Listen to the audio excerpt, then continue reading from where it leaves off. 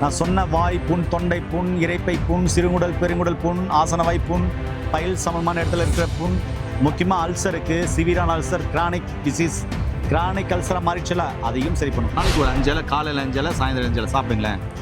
இதை சைடு எஃபெக்டெல்லாம் ஒன்றும் இல்லை. இதெல்லாம் நாங்கள் எக்கச்சக்கமான சாப்பிட்ருக்கேன். சாப்பிட்டு நார்மல் தண்ணி குடிச்சோன்னு அன்னைக்கு ஃபுல்லாக உடம்பு குளிர்ச்சியாக இருக்கும். உஷ்ணத்தினால் ஏற்படுற பாதிப்புகள் குறையும். யூரின் போனால் ஃப்ரீயாக போகும். அப்படியெல்லாம் இருக்கும். இது என்ன டேஸ்ட்டில் இருக்குது சொல்லுங்கள்? இது ஒரு கசப்பு இல்லை, துவர்ப்பு இல்லை, ஒரு சாதாரண ஒரு சுவை நிறைந்ததா இருக்கு. ஆனால் எதுவும் அவ்வளோ ஒன்றும் பேச தெரியல. வயிற்றில் அல்சர் இல்லாமல் பெரும்பாலும் வியாதி வராதுங்க. நான் ரொம்ப சீரியஸாக பேசுகிறேன். யாருக்கும் தெரியாது, சொன்னாலும் புரிய மாட்டேங்குது. அல்சரா உடனே மருந்து மாத்திரைகள் அது இதுன்னு போய் சாப்பிட்றோம். அதெல்லாம் தேவைதான். ஆனால் இது மாதிரி இயற்கையான உணவுகளும் அல்சருக்கு இருக்குன்னு தான் சொல்ல வரேன். இங்கே ஒரு வாரத்தில் 4 முறை குளிங்களே, அந்த தோல் நோய் எப்படி அந்த 4 முறை குளிக்கிறீங்களா, அந்த ஒரு வாரத்துக்குள்ள தோல் நோய் எவ்வளோ குறையுன்ற மட்டும் பாருங்க.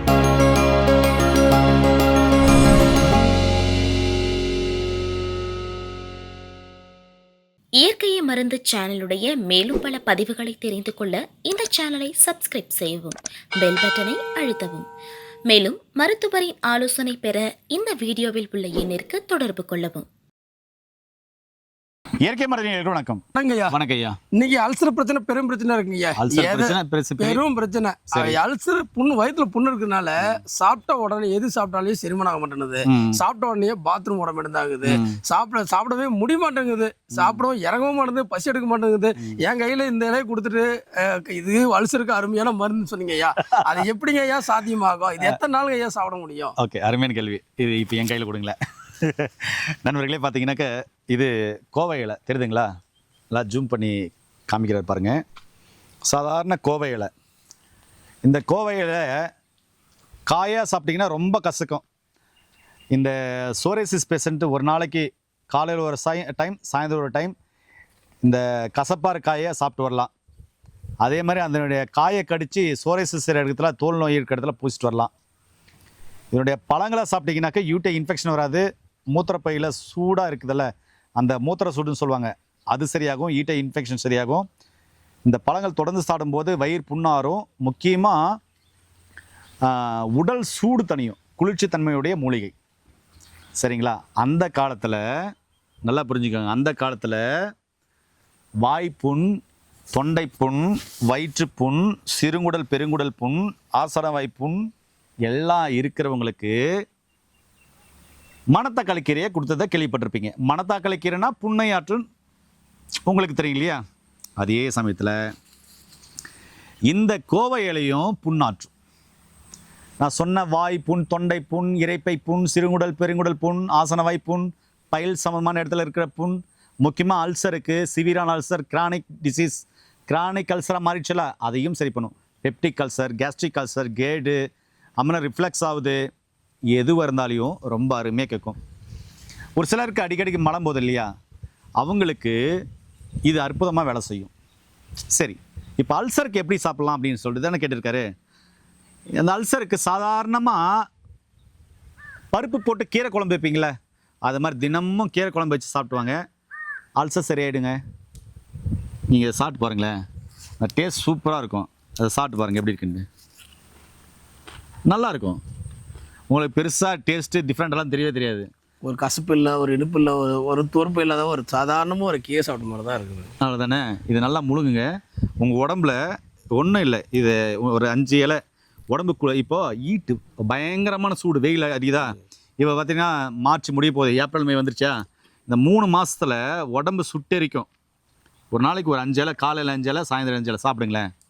இதை சைடு எஃபெக்டெல்லாம் ஒன்றும் இல்லை. இதெல்லாம் நாங்கள் எக்கச்சக்கமான சாப்பிட்ருக்கேன். சாப்பிட்டு நார்மல் தண்ணி குடிச்சோன்னு அன்னைக்கு ஃபுல்லாக உடம்பு குளிர்ச்சியாக இருக்கும். உஷ்ணத்தினால் ஏற்படுற பாதிப்புகள் குறையும். யூரின் போனால் ஃப்ரீயாக போகும். அப்படியெல்லாம் இருக்கும். இது என்ன டேஸ்ட்டில் இருக்குது சொல்லுங்கள்?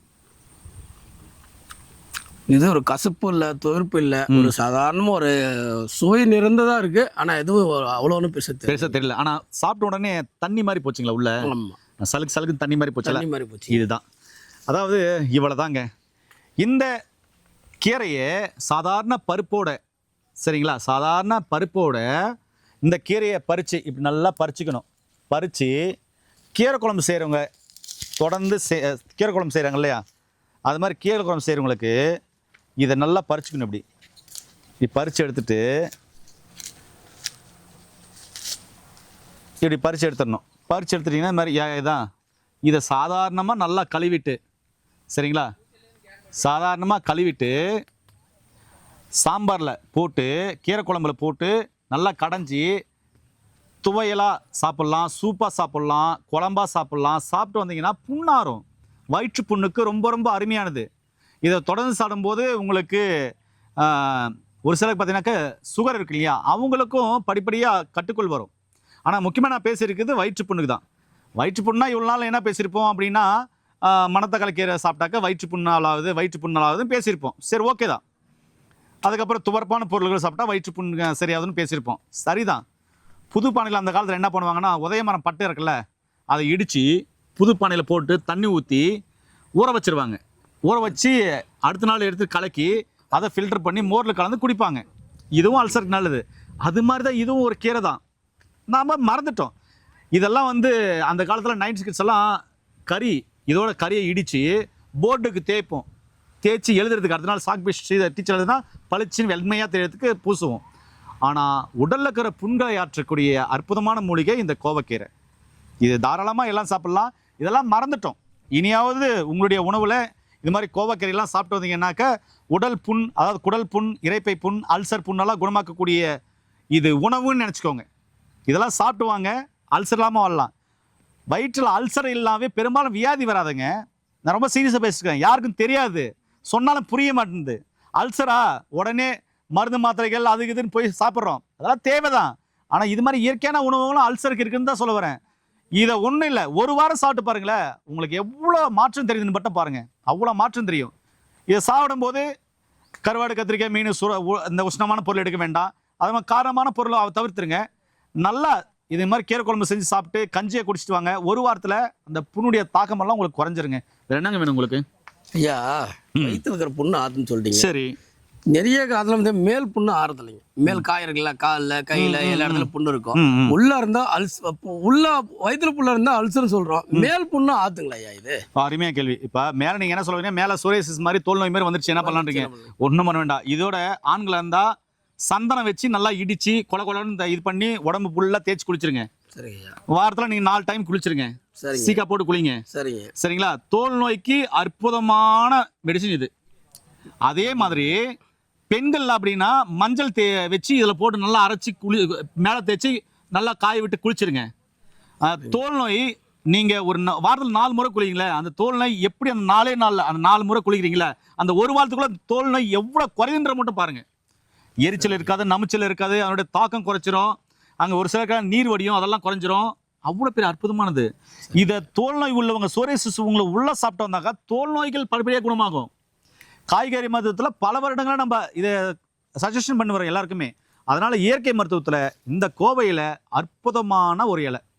இது தாராளமாக இனியாவது பயன்படுத்துங்க. வேறு என்ன வேணும் உங்களுக்கு சொல்லுங்கள்? அருமையான தகவல் ஐயா. இந்த கோவை இலையில் இப்படி ஒரு தகவல் கண்டிப்பாக தெரியாது. இருக்கு, நிறையா இருக்குது. நீங்களே சாப்பிட்டு பார்த்துருக்கீங்களா? இன்னைக்கு சாப்பிட்டு பார்த்துட்டீங்களா? இன்னும் வெயில் தானே, நீங்கள் வரும்போது போகும்போதெல்லாம் இருக்கும்போதெல்லாம் எடுத்து சாப்பிட்டுனே இருப்பீங்க. ஏன்னா இது சைட் எஃபெக்ட் ஒன்றும் இல்லை. இது நார்மலாக அன்றாட சாப்பிடக்கூடிய உணவில் ஒரு கீரை வகை. இது எந்த கீரை கடைகள்லையும் காய் கடைகள்லையும் விற்கிறது இல்லை, அவ்வளோதான். கொண்டாந்து கொடுக்கறது இல்லை. ஆனால் கொடுத்தாங்கன்னா இதை விட பெருசாக குடல் புண்ணாத்திரத்தில் பெருசாக ஒன்றும் இல்லை அப்படின்னு தான் சொல்ல முடியும். ஏன் நண்பர்களே, இந்த வீடியோ எல்லாருக்கும் ஷேர் பண்ணிவிடுங்க. கண்டிப்பாக இது எல்லா இடத்துலையும் கிடைக்கும், வாங்கி பயன்படுத்தி பாருங்கள். மீண்டும் ஒரு அருமையான பதிவு சந்திக்கலாம். நன்றி, வணக்கம். வணக்கம் ஐயா.